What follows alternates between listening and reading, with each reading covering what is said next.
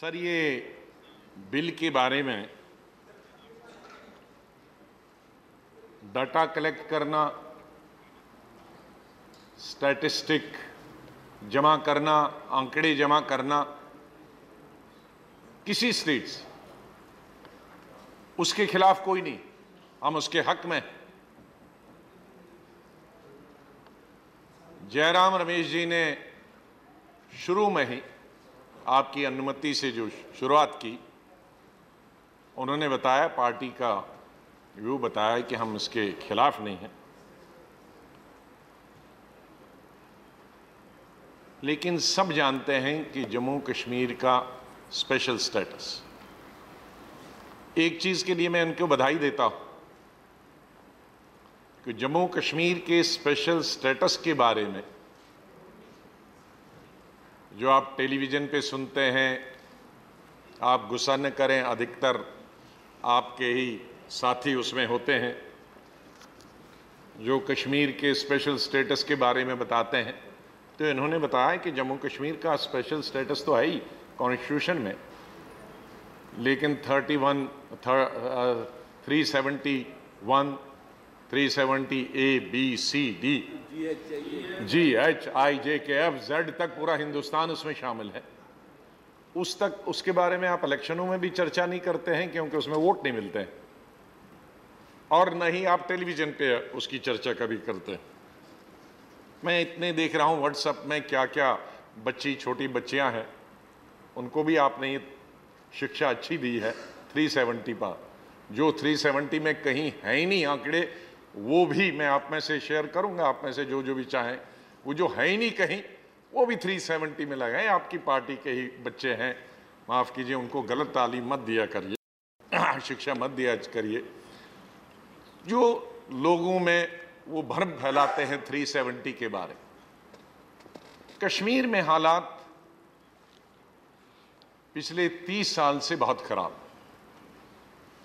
आज आपकी जिम्मेदारी हमसे ज्यादा, आपकी सरकार वहां है, आपकी सरकार यहां। आज तक जितने भी कानून बनते हैं, अधिकतर पार्लियामेंट पास करता है,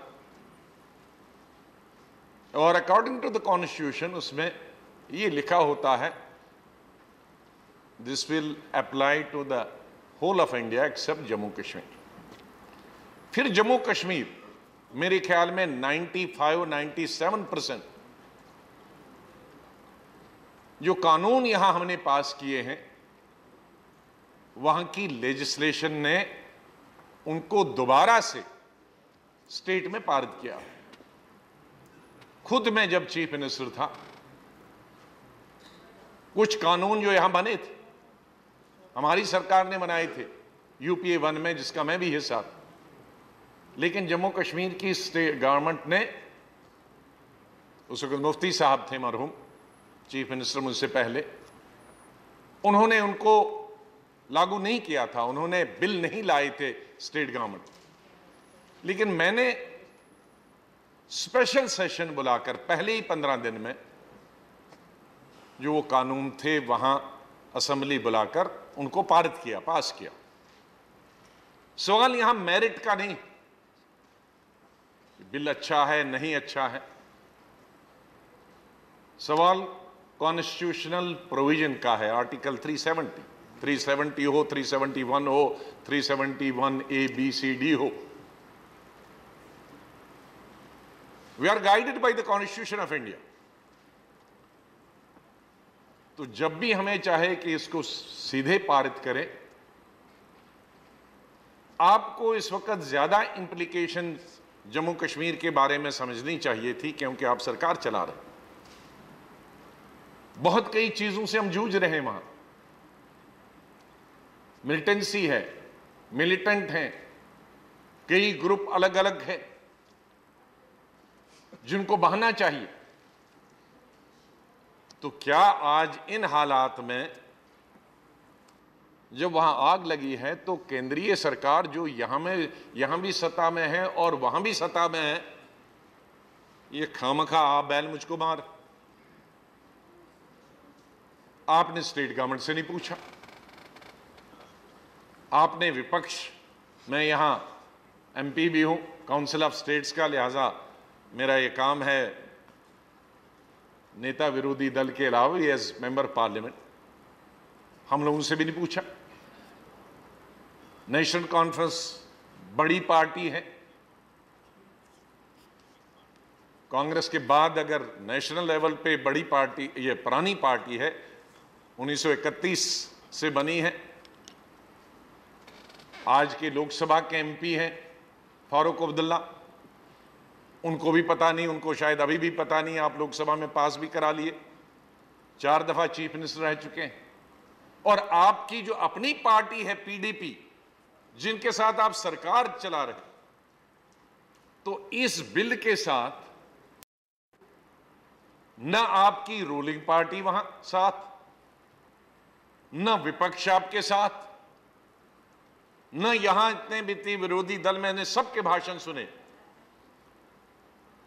वहां हमारे 2 मित्रों को छोड़कर A to Z सब ने कहा कि प्रोविजन इसके ठीक हैं, लेकिन स्टेट गवर्नमेंट की मर्जी के बगैर नहीं करना चाहिए। माफ कीजिए, आपका दृष्टिपूर्ण आर्टिकल 370 के बारे में आजादी से लेकर और आज तक अलग रहा है, उसको खत्म करने का, इसलिए वो आप सेंसिटिविटी नहीं जानेंगे। लेकिन अब सरकार में है, आप भुगतना तो आपको पड़ेगा, लॉ एंड ऑर्डर आपको भुगतना पड़ेगा यहां और वहां। इसलिए मेरा आप सबसे अनुरोध करूं कि सभी विपक्ष चाहता है कि आप वहां की स्टेट गवर्नमेंट्स, आपने जीएसटी पास करा लिया, मैं ये नहीं कहता हूं मत पास कीजिए, आप अनुरोध करिए स्टेट गवर्नमेंट को कि हम चाहते हैं कि जो पार्लियामेंट ने पारित किया है बिल, आप इसको विधानसभा में रख के पास कर दीजिए। मैं पैसेज के बारे में नहीं बोल रहा हूं, but get it pass by the state legislative assembly instead passing by your own self and instead of parliament passes. इसलिए मैं अनुरोध करूंगा, मेरे ख्याल में पार्लियामेंट्री अफेयर्स मिनिस्टर, कि आप ये निर्णय लें कि इसको आज रिप्लाई आज छोड़ दें, इस पे और कंसल्टेशन करें। बहुत सेंसिटिव इशू है ये, छोटी छोटी सेंसिटिव इश्यूज, कोई बड़ा कानून नहीं है, स्टैटिस्टिक, लेकिन कभी जब आग लग जाती है तो चिंगारी से लग जाती है, कोई भर के नहीं लेता है ट्रक आग, माचिस से जंगल भी जल जाता। तो इसलिए मेरा आपसे यही अनुरोध करता हूँ, ये आपके हक की बात, आप सेंटर रूल कर रहे हो, आप स्टेट रूल कर रहे हो, सेंसिटिविटी को जानिए कि इसको आप बजाय यहां पास करने, पारित करने के, आप स्टेट गवर्नमेंट से पारित कराइए। आपकी सरकार है, हमारी जरूरत होगी वहां इसको पारित कराने में, हम जरूर पारित कराएं, अपोजिशन इसकी मदद करेगी आपको वहां स्टेट में पास करने के लिए। लेकिन ये बीच में खामखा आज आप हालात जहां सामान्य होने की हम सब प्रयास कर रहे हैं, वहां खामखा में ये छोटी सी बात से फिर बात बिगड़ सकती है। सर, मेरे ख्याल में चेयरमैन साहब ने भी अंडरस्टैंड किया होगा, मेरी यही रिक्वेस्ट होगी कि आज इसका जवाब न दे के इसको फिलहाल पेंडिंग रख दें। Thank you. Now honourable minister. कही है, उनको इस बात का हम विश्वास दिलाना चाहते हैं कि कश्मीर ही नहीं बल्कि देश के हर हिस्से में अमन हो, शांति हो, और देश के सभी समाज के लोगों को हम विश्वास में लेकर के आगे बढ़ना है, और आपको भी विश्वास में लेकर हम आगे बढ़ना चाहते हैं। इसीलिए जब 11 अप्रैल 2017 को लोकसभा में ये बिल पास हुआ तो आपकी पार्टी ने भी उसमें सहयोग किया और सब ने मिल करके उसको कुछ इश्यूज़ आए हैं। मुझे लगता है कि जो इशू आपने कहे हैं उनमें कुछ मुद्दे ऐसे हैं, जवाब नहीं दे रहे हैं, लेकिन उसको स्पष्टीकरण चाहेंगे हम कि ऑनरेबल मिनिस्टर कर दें, ताकि उसका कोई कंफ्यूजन ना हो। मिनिस्टर नहीं, हम नहीं चाहेंगे, हम पे तो हमें लड़ाई नहीं है, मेरिट डिमेरिट नहीं है, ना ठीक है, तो मेरिट की बात ही नहीं। Honourable minister, you are not talking, you are simply talking about the passage of the bill. आपकी मंशा पर हमें कोई शक नहीं, हमारी मंशा पर भी आप शक मत करिए। इसलिए now honourable minister, Sadananda Gowda ji, in the beginning, Sri that your Sadananda Gowda party ji, will not understand start the reply. sensitivities of the people of Yeah. Jammu and Kashmir. Taking For the- God's sake, now you are in power for more than 3 years. Understand the sensitivities of the region, of that region particularly.